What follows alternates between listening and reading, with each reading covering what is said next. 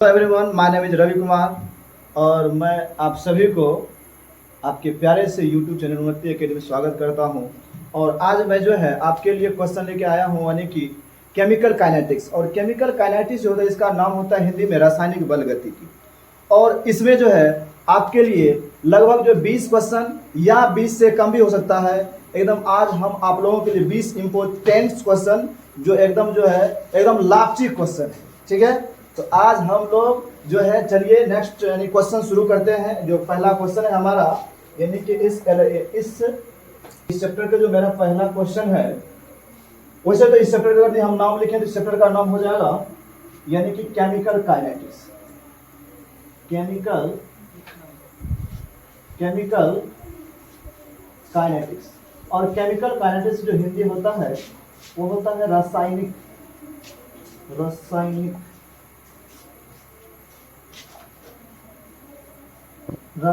बल गति। रासायनिक बल ये गति की चक्र का नाम। और रासायनिक बल गति में क्या होता है कि हम लोग जो है कोई भी रासायनिक अभिक्रिया होता है वो किस स्पीड से हो रहा है, या उस रासायनिक अभिक्रिया में अगर यदि वो स्लो हो रही है तो उस अभिक्रिया के यानी कि रेट को बढ़ाना है तो उसके बारे में हम लोग पढ़ते हैं। यानी कि रासायनिक अभिक्रिया को दर को कैसे बढ़ाया जा सकता है, या उस अभिक्रिया का स्पीड कैसा, अगर कोई अभिक्रिया है तो अभिक्रिया किस स्पीड से हो रही है। जिस तरह हम लोग फिजिक्स में पढ़ते हैं, यानी कि काइनेटिक्स चैप्टर पढ़ते हैं, उसमें गति के बारे में जानते हैं, या मतलब जैसे कि रोड पे गाड़ी चल रही है, तो उसी तरह हम लोग इसमें जानेंगे कि केमिकल काइनेटिक रासायनिक बल गति, यानी कि ये जो रासायनिक अभिक्रिया होती है उसकी गति कैसा होता है, कौन सा अभिक्रिया की कौन सी गति, उसके बारे में हम लोग आज क्या करेंगे, जानकारी प्राप्त। तो चलिए हम लोग जो है क्वेश्चन जो स्टार्ट करते हैं। वो क्वेश्चन है हमारा, पहला क्वेश्चन है कि एक शून्य कोटि अभिक्रिया जो है A+B जो है C के लिए दर क्या होगा। जो शून्य कोटि की अभिक्रिया होता है, सबसे पहले हम लोग जानते हैं जो शून्य कोटि की अभिक्रिया क्या होता है। तो सबसे पहले शून्य कोटि की अभिक्रिया के बारे में जाने तो यहाँ पे हम लोग सबसे पहले जानते हैं कि एक दर नियम, यानी कि रेट ROR, और ROR का फुल फॉर्म होता है rate of reaction. Rate of reaction का मतलब होता है यानी कि अभिक्रिया के दर क्या होता है, अभिक्रिया के दर, या आप सभी इसको लिख सकते हैं दर या वेग, अभिक्रिया के दर या वेग हम लोग इसको लिख सकते हैं, यानी कि वेलोसिटी या रेट ऑफ रिएक्शन, अभिक्रिया के दर। तो अभिक्रिया के दर के लिए जो रेट लॉ है, एक रेट लॉ है, और वो रेट लॉ ये कहता है कि किसी रासायनिक अभिक्रिया के जो है वो जो दर होता है अभिकारक के सांद्रण के क्या होता है, अभिकारक के सांद्रण के समानुपाती होता है। अभिकारक के सांद्रण के क्या होता है, समानुपाती। अगर ये रासायनिक अभिक्रिया अभिकारक के जो सांद्रण क्या होता है, समानुपाती। अभी रासायनिक अभिक्रिया यहाँ पे सांद्रण जो है A+B है, इसका मतलब है यहाँ पे जिसका जो रेट हो जाएगा R समानुपाती क्या हो जाएगा A, और यहाँ पे यानी कि A, और यहाँ पे क्या कहेंगे जो R दूसरा जो R समानुपाती हो जाएगा वो क्या हो जाएगा, वो B। और इस दोनों समीकरण से अगर मिलाएं तो R बराबर क्या हो जाएगा, यानी कि K इंटू A और इंटू B। लेकिन ये शून्य कोटि की अभिक्रिया है तो इसको हम लोग क्या कहते हैं, इसको हम लोग कहते हैं रेट इक्वेशन, दर समीकरण। दर समीकरण में क्या होता है, यदि दर समीकरण के सांद्रण के पावर के योग अगर 0 हो जाए तो शून्य कोटि का अभिक्रिया होगा। अगर यदि इसकी जैसे मान लेते हैं यहाँ पे अगर इसका भी पावर 0, इसका भी पावर 0, अगर यदि इसके दोनों के पावर यदि योगफल 0 है तो शून्य कोटि का अभिक्रिया होगा। अगर इस सांद्रण के पावर के योग यदि 1 हो जाएगा, ये क्या हो जाएगा, फर्स्ट ऑर्डर रिएक्शन हो जाएगा, यानी प्रथम कोटि अभिक्रिया। अगर इस सांद्रण के योग अगर 2 हो जाएगा ये द्वितीय कोटि के यानी कि सेकंड ऑर्डर की रिएक्शन कहलाएगा। अगर इसके साधन के पावर के योग अगर ये 3 हो जाएगा ये थर्ड ऑर्डर की रिएक्शन कहलाएगा। उसी तरह से यहाँ पे शून्य कोटि की अभिक्रिया उसी का होता था जब दर समीकरण में, ये होता है दर समीकरण होता R बराबर K इंटू यानी उसके रासायनिक अभिक्रिया जो अभिकारक होते हैं उसके सांद्रण के गुणनफल होते हैं, तो उसके पावर। तो यहाँ पे दर समीकरण में जब इसके सांद्रण के योगफल अगर 0 है, यहाँ पे सांद्रण A के पावर 0, B के पावर 0, योगफल क्या हो जाए करेंगे तो 0। तो योगफल अगर सांद्रण के योगफल किसी रासायनिक अभिक्रिया के दर समीकरण उसके सांद्रण के पावर के योग अगर यदि 0 हो जाए, 0 ऑर्डर, अगर उसके सांद्रण के पावर के योग यदि 1 हो जाए तो प्रथम कोटि अभिक्रिया, अगर सांद्रण के पावर के योग 2 हो जाए सेकंड ऑर्डर रिएक्शन, और अगर सांद्रण के पावर के योग यानी कि दर समीकरण में सांद्रण के पावर के योग यदि 3 हो जाए तो तृतीय कोटि की अभिक्रिया कहलाएगा। और अगर ये साधारण के पावर की योग यदि भिन्न में आता है तो वो क्या कहलाएगा, यानी कि फ्रैक्शनल ऑर्डर रिएक्शन कहलाएगा। कहने का तात्पर्य है उस हिसाब से देखा जाए तो किस समीकरण में जो है साधारण के पावर का योग 0 होता है, इसमें तो आता है 1, इसका मतलब 0 ऑर्डर का नहीं होगा। इसमें भी आता है 1, 0 ऑर्डर का नहीं, इनमें से कोई यहाँ पे आता है 0, इसका मतलब है इस हिसाब से देखा जाए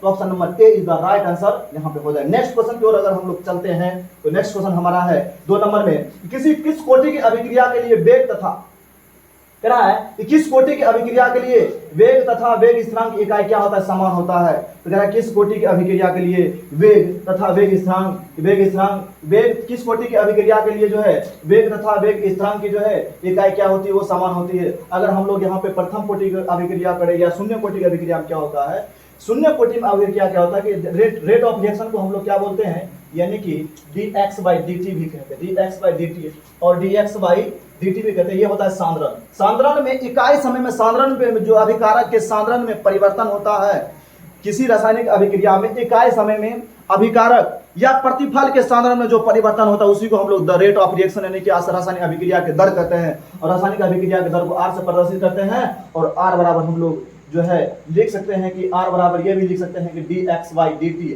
और जो dx है वो है कॉन्सेंट्रेशन, यानी कि जो रासायनिक अभिक्रिया के जो अभिकर्मक या प्रतिफल के जो कॉन्सेंट्रेशन सांद्रण होता है वो होता है।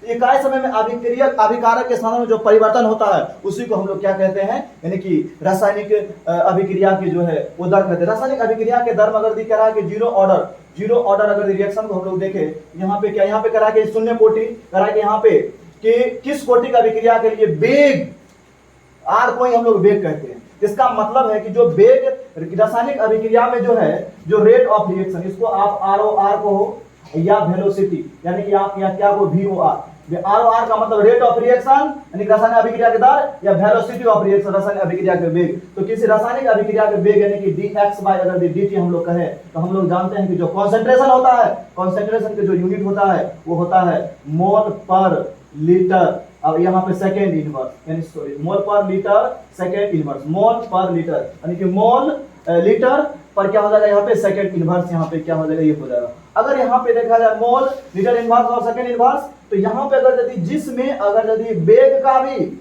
यही और वेग का भी यानी कि वेग और उसके जो है रासायनिक उसके जो है वेग कह रहा है कि किस कोटि, उसके कोटि की अभिक्रिया यानी कि उसके वेग कह रहा है कि किस कोटि की अभिक्रिया के लिए वेग तथा वेग स्थिरांक, वेग स्थिरांक का मतलब क्या, यानी कि k का यूनिट, किस कोटि का अभिक्रिया के लिए वेग तथा वेग स्थिरांक यूनिट, यानी कि हम लोग कहते हैं यानी कि जैसे कि यहाँ पे हम लोग जो है रेट ऑफ रिएक्शन की बात करें तो रेट ऑफ रिएक्शन के मात्रक होता है मोल पर लीटर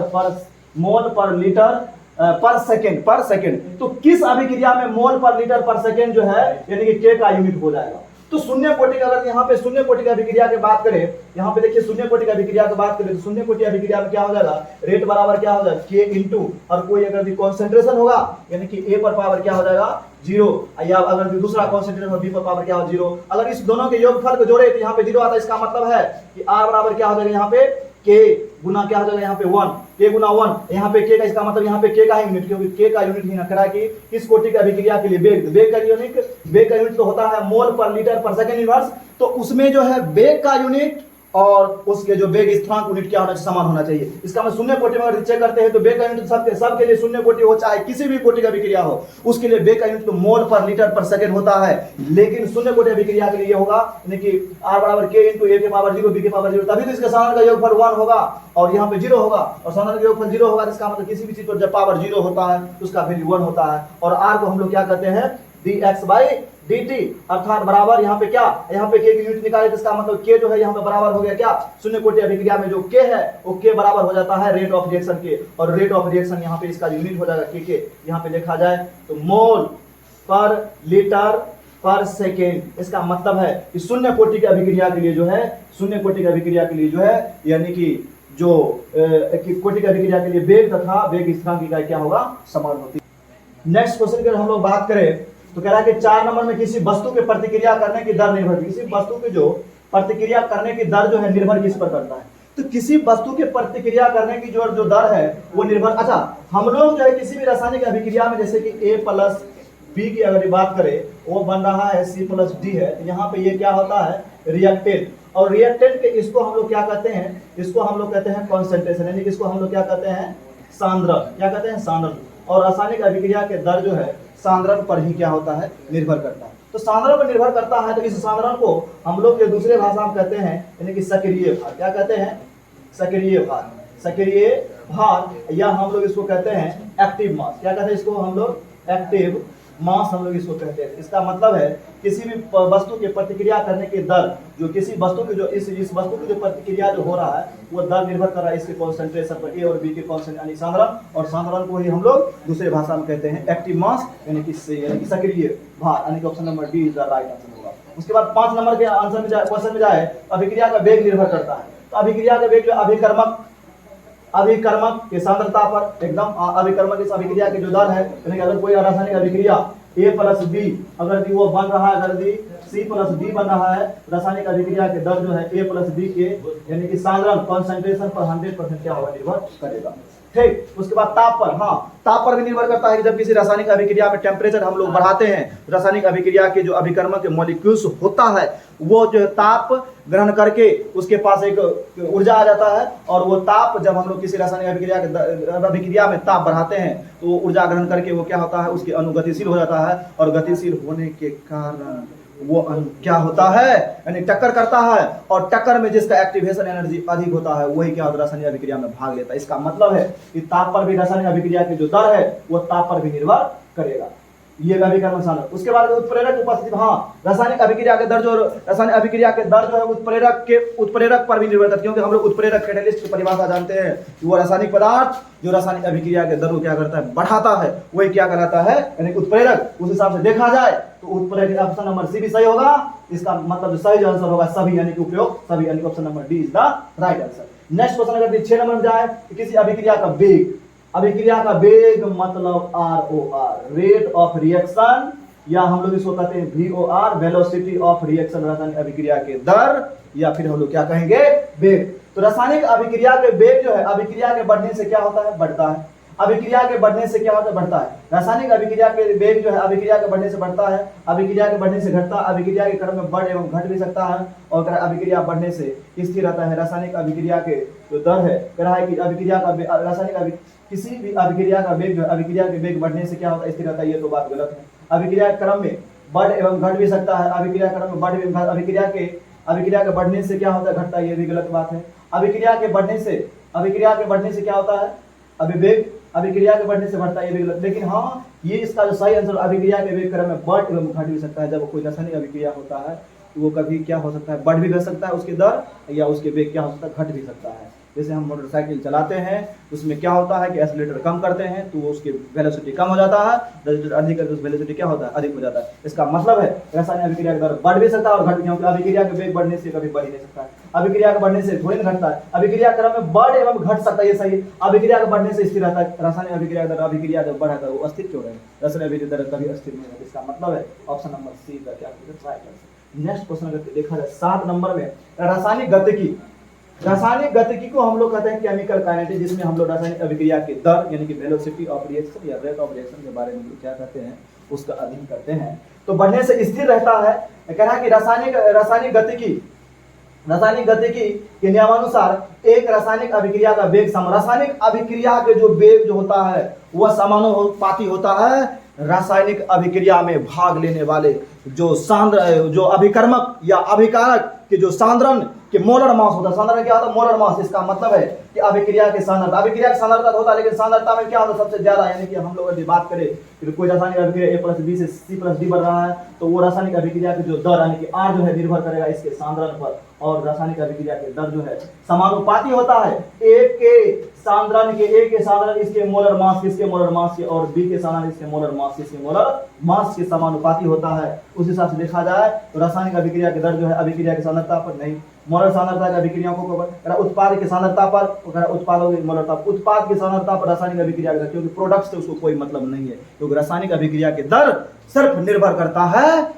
रासायनिक अभिक्रिया में जो भाग लेने वाले अभिकर्मक होते हैं उसके सांद्रण, और उसके सांद्रण में जो है उसके जो मोलर यानी कि मोलर सांद्रण होते हैं, इसके जो मोलर सांद्रण होता है, मोलर, क्योंकि इसमें सांद्रण जो हम लोग प्रयोग करते हैं इसमें नॉर्मालिटी नहीं करते हैं, ना तो फॉर्मालिटी करते हैं प्रयोग, इसमें मोलालिटी भी नहीं करते हैं, इसमें प्रयोग क्या करते हैं, मोलारिटी यानी मोलरता। इस हिसाब से देखा जाए किसी भी रासायनिक अभिक्रिया के दर जो है उस अभिक्रिया में भाग लेने वाले अभिकर्मक या अभिकारक के जो है अणु होते हैं उसके मोलर सांद्रता पर निर्भर करता है। इसका मतलब इसका सही आंसर हो जाएगा, यानी कि उत्पाद पर तो निर्भर नहीं करेगा, अभिक्रिया की सांद्रता पर नहीं, यानी कि मोलर सांद्रता, यानी कि मोलर सांद्रता है। मोलर सांद्रता अभिक्रिया को क्या करता है, रासायनिक गतिकी के नियम अनुसार एक रासायनिक अभिक्रिया का वेग समानुपातिक किसके, मोलर सांद्रता अभिक्रिया को, मोलर सांद्रता यानी कि इसकी जैसे यहाँ पे हम लोग बात करें इस रासायनिक अभिक्रिया में, इसी की रासायनिक अभिक्रिया यहाँ पे हो रहा है।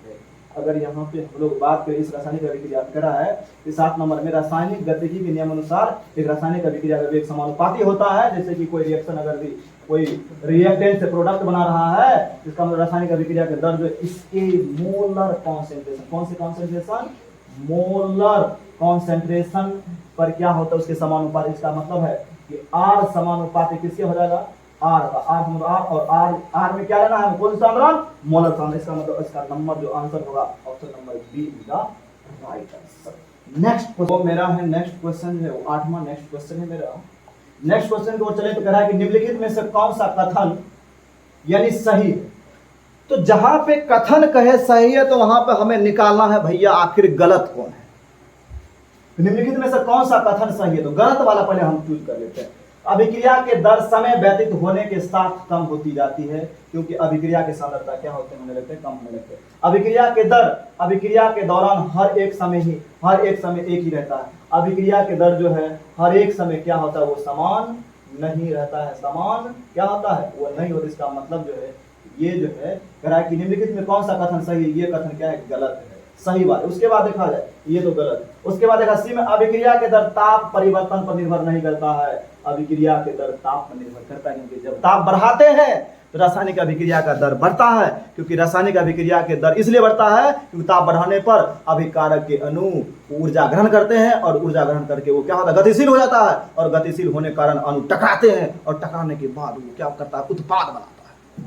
तो इस हिसाब से देखा जाए तो यह अभिक्रिया के दर तापमान पर तो निर्भर करता है, लेकिन यहाँ पे दिया है नहीं, इसका मतलब ये गलत है। अगर ऑप्शन नंबर डी में जाए तो कहता है कि अभिक्रियकों की सांद्रता बढ़ाने से अभिक्रिया की दर क्या होती है, कम हो जाती है। भाई सांद्रता बढ़ाएंगे तो अभिक्रिया की दर क्यों घटेगा, क्योंकि सांद्रता बढ़ाने पर हम लोग इसके जो रासायनिक अभिक्रिया के हम लोग जो इसकी इस पर प्रभावित रासायनिक अभिक्रिया के दर को प्रभावित करने वाले कारक जो होता है उसमें एक सांद्रण है, क्योंकि जब सांद्रण बढ़ाते तो रासायनिक अभिक्रिया का दर क्या होता है, बढ़ता है। लेकिन यहाँ पे कह रहा है कि अभिक्रियकों की सांद्रता बढ़ाने से अभिक्रिया की दर क्या है, कम होता नहीं, कम नहीं, यहाँ पे बढ़ता है। इसका मतलब है ये भी गलत।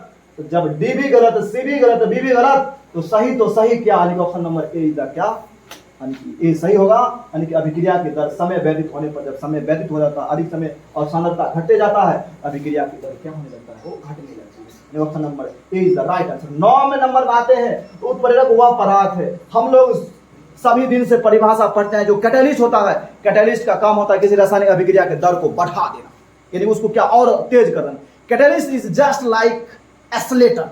जिस तरह हम लोग मोटरसाइकिल में एक्सीलरेटर देते हैं तो गाड़ी जो है और तेज हो जाती है, उसी तरह हम लोग किसी रासायनिक अभिक्रिया का दर अगर स्लो है उसमें कैटालिस्ट डालते हैं तो रासायनिक अभिक्रिया का दर क्या होता है, एकदम तेज हो जाता है। इस हिसाब से देखा जाए तो उत्प्रेरक वह पदार्थ है जो रासायनिक अभिक्रिया के दर को क्या करता है, बढ़ाता है। इसका मतलब है कि उत्पाद के समय अवस्था साधन को बढ़ाता है, प्रतिक्रिया के समय अवस्था को स्थिरांक को परिवर्तित करता है, साम्य अवस्था प्राप्त करने के लिए समय को कम कर, यानी कि जो है जो अभिक्रिया बहुत अधिक समय पर हो रहा था, जब हम लोग कैटालिस्ट डालते हैं तो तेजी होने का मतलब क्या, कम समय लग रहा है। इसका मतलब है कि रासायनिक उत्प्रेरक का काम एक ये होता है जो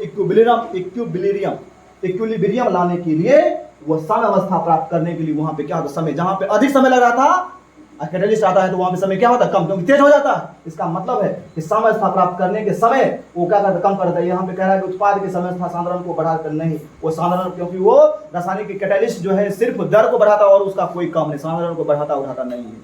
तो रासायनिक अभिक्रिया में जो कैटालिस्ट होता है वो सिर्फ दर बढ़ाने आता है और उसको किसी से लेना देना नहीं। यहाँ पे उत्पाद के समय अवस्था में सांद्रण को बढ़ाता है, ये गलत बात है। प्रतिक्रिया के समय अवस्था स्थिरांक को परिवर्तित कर रहा है, ये सही, ये भी गलत बात है। साम्य स्थिरांक किसी को परिवर्तित क्यों करेगा, साम्य अवस्था प्राप्त करने के समय वो क्या करता है, वो कम करता है। हाँ ये सही है कि साम्य अवस्था पहले अधिक समय हो रहा था, अब क्या होगा, दर बढ़ जाएगा तो समय क्या हो जाएगा, कम लगने लगा, यानी कि option number C is the right answer. और नेक्स्ट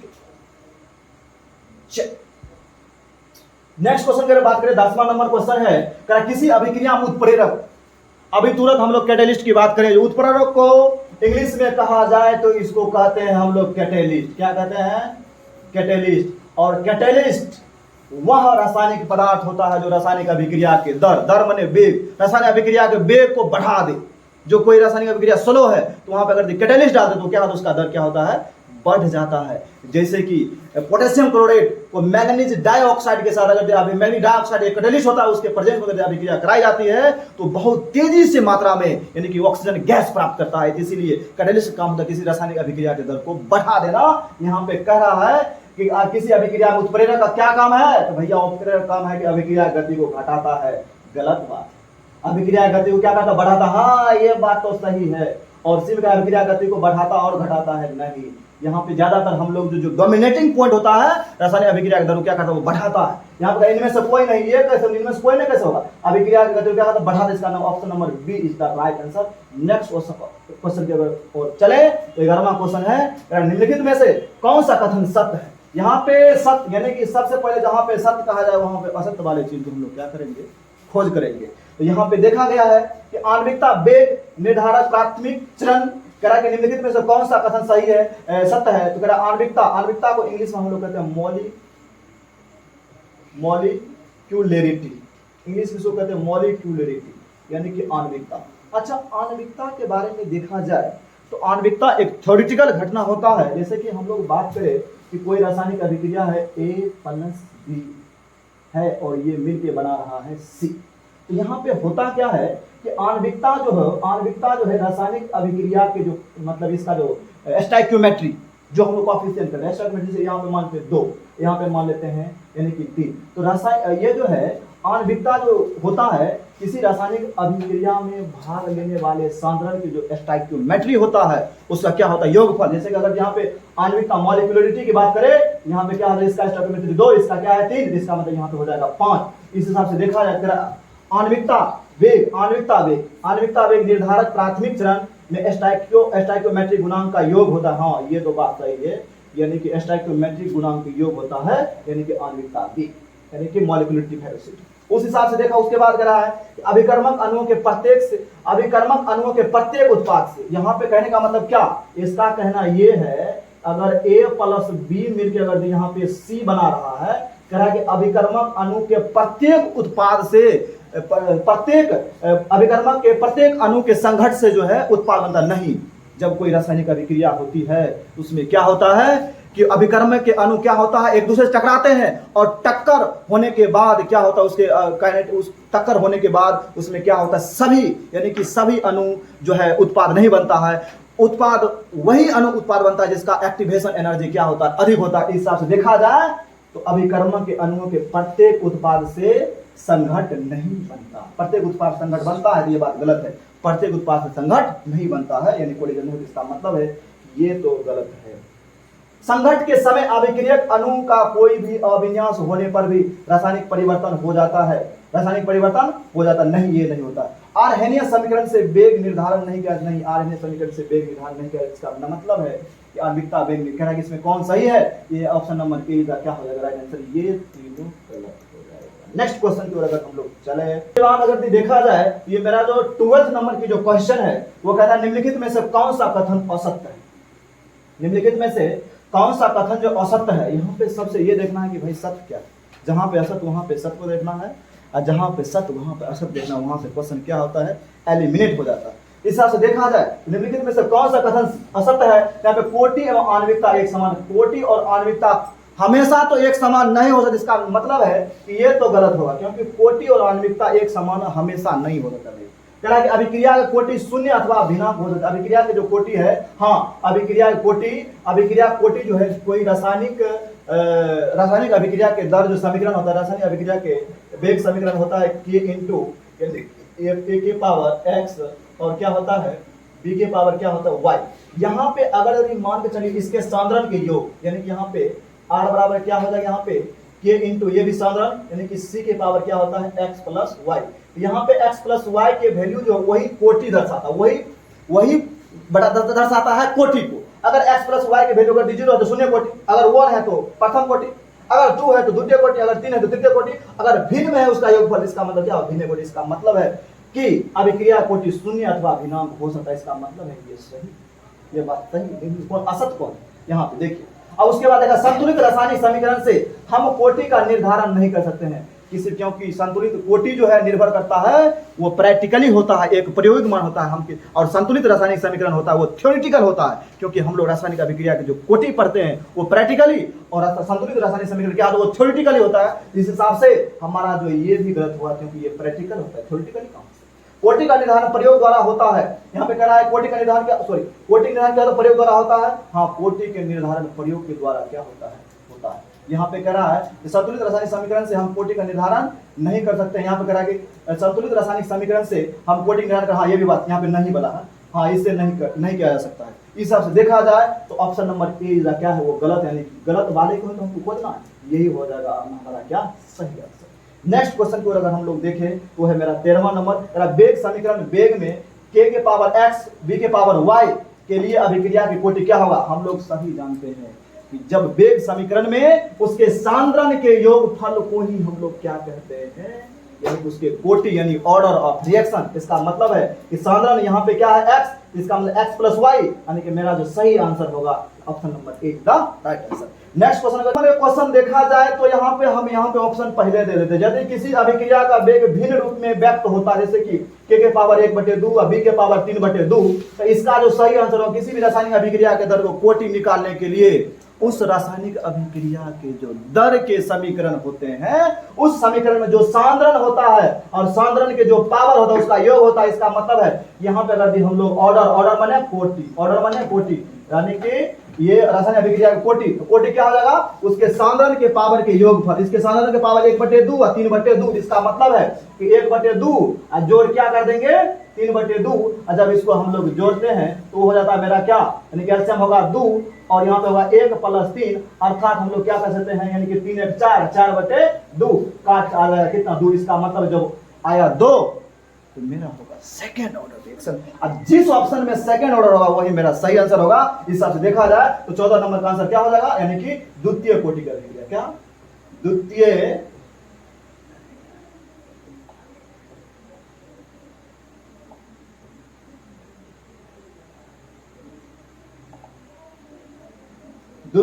कोटि की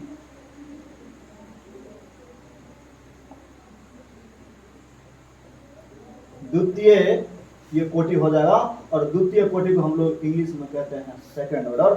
और आज का मेरा जो सेशन यानी क्वेश्चन रहेगा वो 14 क्वेश्चन होगा।